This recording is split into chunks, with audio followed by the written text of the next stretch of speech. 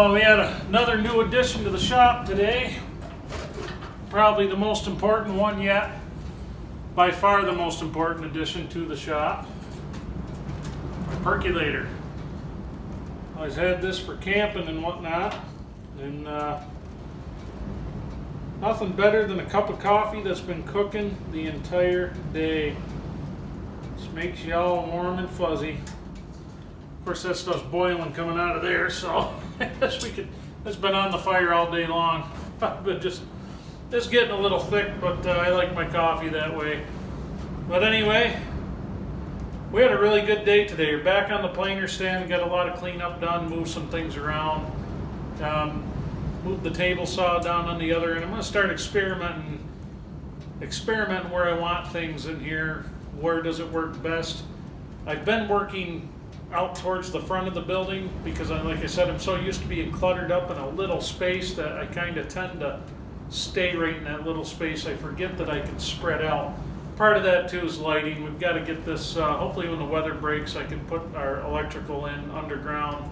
We're gonna run a sub panel from the house right underground and conduit out to the barn. It's only gonna be 100 amp feed, but I'm one guy out here working alone, so it's not like I'm running 20 tools at once. The pit of despairs run on 100 amps for years with the welder and everything else out there. It's never been an issue.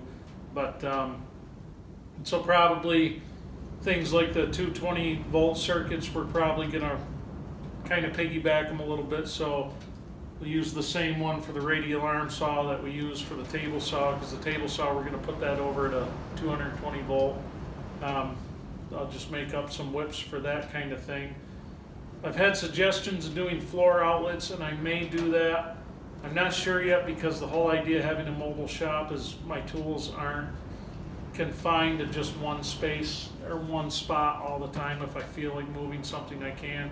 But we definitely have to do something to get rid of these damn extension cords. I can't tell you how many times I've tripped on them. They're a nuisance, they're in the way. I ran a different one from another circuit out for the power tools, so the lights don't flicker anymore when we go to turn anything on. But that's a pain in the ass, because every time you want to use one tool, you got to unplug one and plug another one in. So I'm about tired of doing that kind of thing. But anyway, that's where we're at. So tomorrow night, you guys saw we ended tonight ripping some black walnut. And before the safety people give me hell for 50 comments, I run the table saw how I run it, guys. I know where my hands are. It may not look very safe, but I know where my hands are. My eyes never leave that blade. That's the big thing. I've noticed most people get bit with the table saw as soon as they take their eyes off that blade, and all it takes is, just like anything else, just a split second. You guys hear that wind tonight? That's wind out there. It's nasty. Big weather changes this time of year. So it was about 40 today outside. It was nice and warm in here, and gotta love it. But anyway, that's where we're at. That's what we're up to.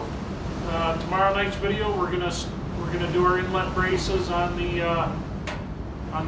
other legs there. We've got that trimmed down to final height. We can trim the other one down to final height.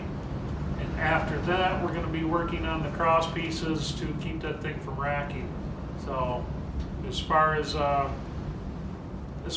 tabletop racking parallel, that should be held together by what I'm going to do to hold the planer in place. So that shouldn't be an issue there. So anyway, thanks for watching, guys. I hope you enjoyed it, and I'll see you on the next one.